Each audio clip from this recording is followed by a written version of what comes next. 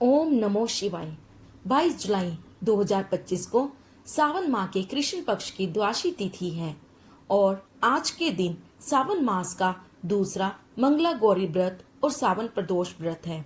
सावन मास का महात्म पढ़ने से भगवान शिव की कृपा होती है, मनोकामनाएं पूर्ण होती हैं और सुख समृद्धि का आशीर्वाद मिलता है। सावन मास में भगवान शिव की पूजा करने से भक्तों के पापों का नाश होता है और उन्हें मुक्ति मिलती है। सावन मास में शिवलिंग की पूजा करने से शारीरिक और मानसिक शांति मिलती है। तो आइए चलिए सुनते हैं सावन मास महत्तम का 12वां अध्याय। 12वां अध्याय तृतीय व्रत शुक्ल पक्ष। भगवान शंकर सनत कुमार से बोले, अब तुम्हें श्रावण शुक्ल तृतीय तिथि को किए जाने वाला स्वर्ण गौरी व्रत सुनो। उस दिन प्रातः काल स्नान करके 16 उपचार से भगवान शिव और माता गौरी की इस प्रकार पूजा करनी चाहिए। हे देवादिदेव, मेरे द्वारा की गई पूजा को आप स्वीकार करें। गौरी माता के व्रत की पूर्ति के लिए 16 बायने दंपतियों को देकर कहना चाहिए, मैं माता गौरी के प्रीत्यार्थ तथा व्रत पूर्ति के लिए उत्तम ब्राह्मण दंपतियों को बायना देता हूँ। चावल के आटे से निर्मित 16 पकवान बांस की 16 टोकरियों में रखकर उन पर वस्त्र रखकर सप्तनिक 16 ब्राह्मणों को बुलाकर निवेदन करें, मैं व्रत की संपूर्णता और फल प्राप्ति के लिए यह बायना देता हूँ। अलंकार आदि से संपन्न प्रतिव्रत धर्मयुक्त शोभन सुवासिनी इसे आप स्वीकार करें। इस प्रकार 16, 8, 4 या 1 वर्ष व्रत करके उद्यापन करना चाहिए। पूजा की समाप्ति पर कथा सुनकर व्यास जी का पूजन करना चाहिए। संत कुमार भगवान शंकर से बोले, हे प्रभु, इस व्रत को सबसे पहले किसने किया, इसका क्या महत्व है, उद्यापन की विधि क्या है, इसके जानने की मेरी तीव्र उत्कंठा है। भगवान भोलेनाथ ने कहा, हे ब्राह्मण पुत्र संत कुमार, मैं तुम्हारी जिज्ञासा अवश्य पूरी करूंगा। प्राचीन काल में सरस्वती नदी के तट पर सुबीला महानगरी थी।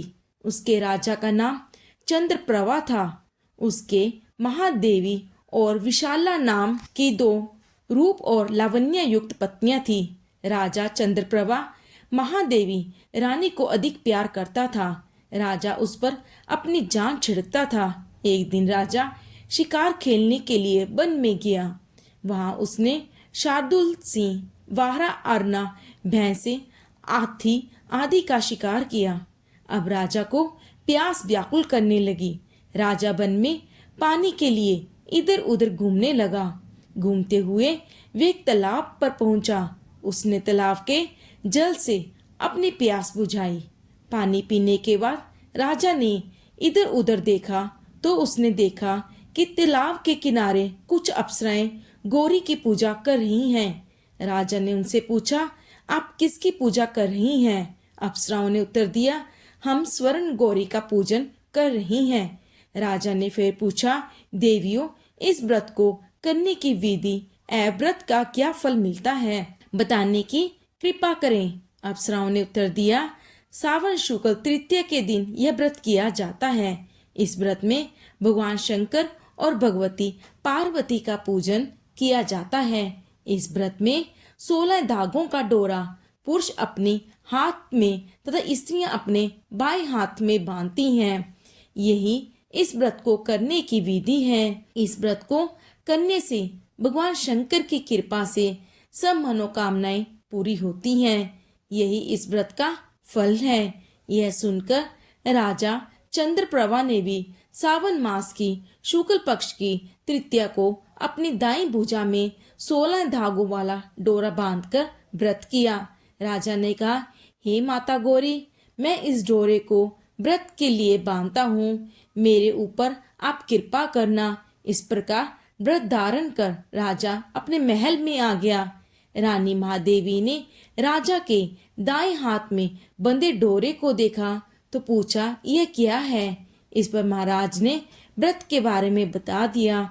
इस पर रानी क्रोध में भर गई और राजा के हाथ में बंधे डोरे को तोड़कर एक सूखे पेड़ पर फेंक दिया।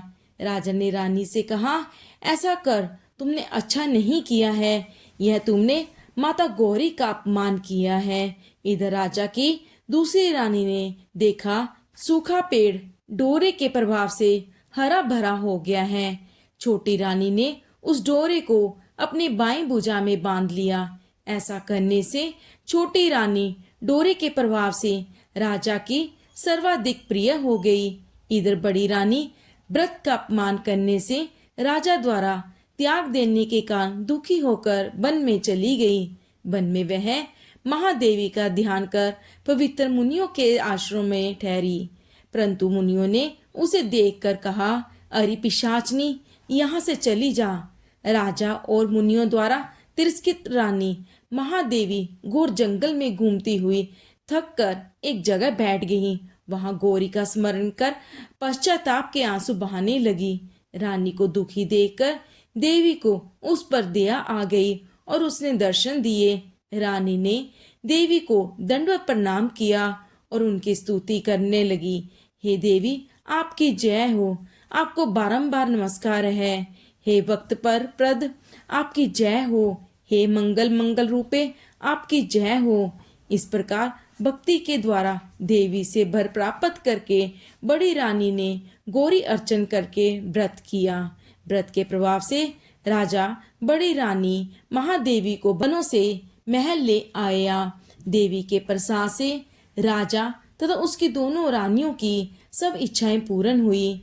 दोनों रानियों सहित राजा संपूर्ण राज्य का उपभोग कर समृद्धशाली हो गया। अंत में राजा व दोनों रानियां देह त्याग कर शिवलोक चली गईं। शिवजी बोले, हे तात, जो शोभना पार्वती का व्रत करता है वे मेरा तथा पार्वती का अत्यंत प्रिय हो जाता है।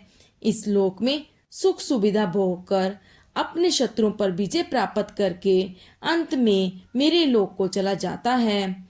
अब मैं तुम्हें इस व्रत की उद्यापन विधि बताता हूँ। शुभ तिथि, शुभ वार, चंद्रवल, तारावल हो जाने पर मंडप में अष्टदल कमल के ऊपर धान्य, उसके ऊपर घट स्थापित करना चाहिए। उस घट पर 16 पल का बना तांबे का पूर्ण पात्र रखना चाहिए। उस पूर्ण पात्र में तिल भरकर उसके ऊपर पार्वती तथा भगवान शंकर की प्रतिमा रखनी चाहिए। इसके ऊपर 2 श्वेत कपड़े और श्वेत रंग का योगोपत्य रखना चाहिए। विधि पूर्वक वेद मंत्रों से पूजन कराकर रात में जागरण करना चाहिए। अगले दिन प्रातः काल पूजन करके हवन करें। पहले ग्रह होम फिर आदान होम करना चाहिए। जो मिश्रित तिल को घी में मिलाकर 1000 या 100 प्रदान आहुतियां देनी चाहिए। इसके बाद वस्त्र, अलंकार, धेनु आदि से आचार्य की पूजा करनी चाहिए। 16 बाइने निकालकर ब्राह्मणों को देने चाहिए और उन्हें भोजन कराना चाहिए तथा भोजन उपरांत दक्षिणा भी देनी चाहिए। इसके बाद अपने मित्रों संबंधियों को भोजन कराना चाहिए तथा स्वयं भी भोजन करना चाहिए। इस प्रकार श्री स्कंद पुराण के अंतर्गत ईश्वर सनंत कुमार संवाद में श्रावण मास महत्य में तृतीया में स्वर्ण गौरी व्रत कथन नामक 12वां अध्याय पूर्ण हुआ। प्रेम से बोलो शिव शंकर भगवान की जय, माता पार्वती की जय।